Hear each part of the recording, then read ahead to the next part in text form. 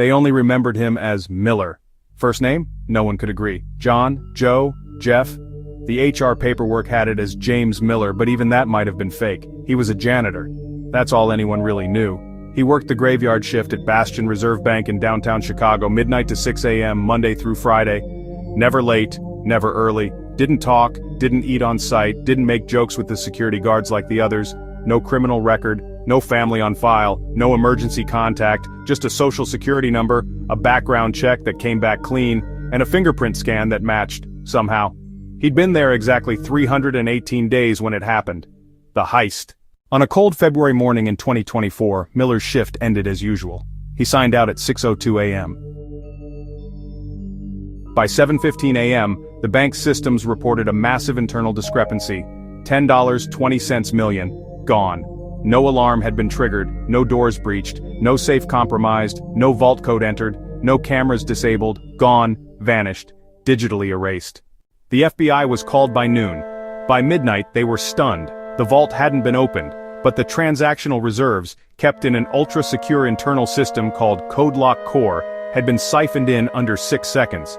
The money had been moved through 4 internal nodes, rerouted into a dormant account tied to a legitimate contractor, then split across 231 cryptocurrency wallets, each randomized, each untraceable. It was surgical. Investigators assumed it had to be an inside job. IT, executive management, or at least someone with decades of experience in bank architecture. Instead, the trail pointed to the janitor. Miller's ID badge accessed, main lobby, janitor's closet, executive washroom, server room, A. That last one was the anomaly. Only 4 people had access to server room A. Miller was not one of them, and yet, the log was clear. 3:22 a.m. His card pinged the lock. A retinal scan had followed. Verified. Impossible because retinal access required pre-registration with high-level clearance, and no janitor should have had that. The bank's internal cameras caught everything, except they didn't. At 3:19 a.m., the hallway camera outside server room A glitched, just for 11 seconds. When it came back online, Miller was gone. At 3:23 a.m., he reappeared, walking calmly back toward the janitor's closet. The server room camera showed the door opening at 3:22 a.m., but the footage inside was corrupted, only static. The janitor's closet footage was intact. Miller had been building something in there for months. Tiny electronics, circuit boards, fiber optics. He worked with gloves, never left prints. Even the dust around his workbench was swept clean, unnaturally so. The FBI brought in a behavioral analyst, Dr. Elinora Vance, a profiler who had worked the Zodiac copycats and the Russian hacktivist rings. Her conclusion? This wasn't about money, it was about control. This was someone who doesn't want to be seen, but wants to own the room without speaking. She pointed out small details. The janitor's uniform was always perfectly clean, ironed daily, creased to military precision. He never used the staff microwave or fridge, meaning no food, no fingerprints, no DNA. His mop bucket had a false bottom, discovered only after forensic deconstruction.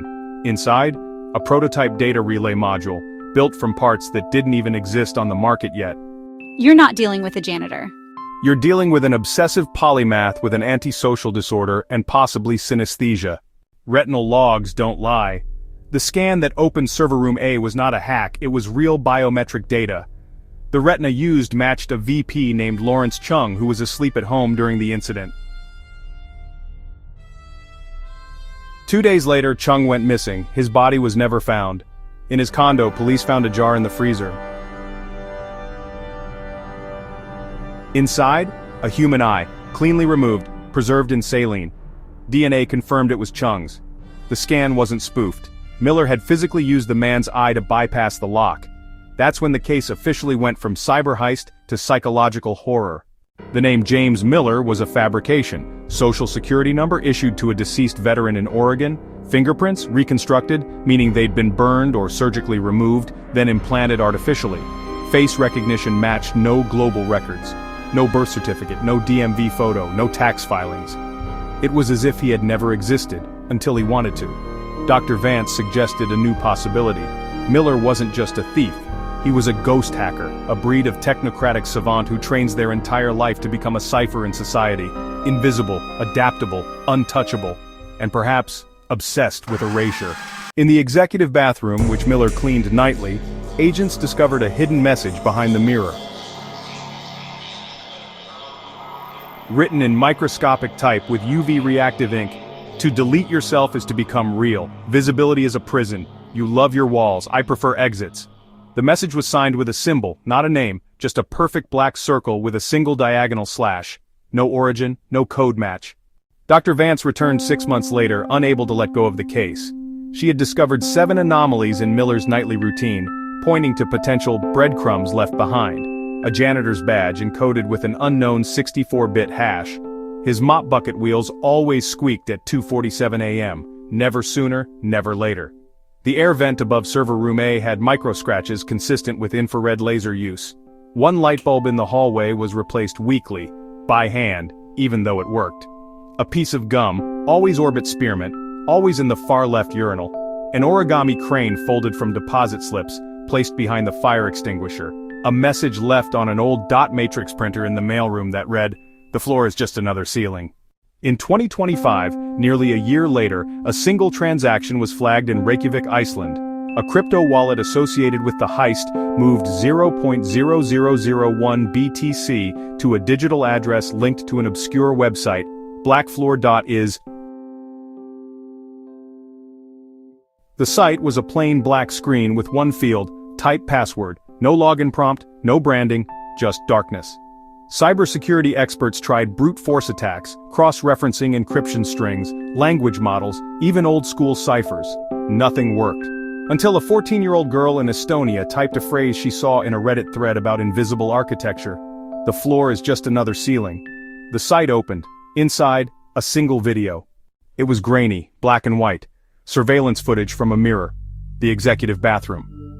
Reflected in the mirror was Miller, standing still, looking directly into the camera, though he shouldn't have known it was there. "You'll never find the money, because you're still looking for a person. But I was never a man. I was a moment, and it's already passed." He smiled. Then the screen flickered and showed a single GPS coordinate, -27.127,109.3497 Easter Island. A hiker on Easter Island claimed they saw a man meditating on a cliff near Ahu Tongariki, surrounded by moai statues. Said he wore a janitor's uniform, perfectly clean, and was whispering to himself in binary. When approached, the man stood, walked into the trees, and was never seen again.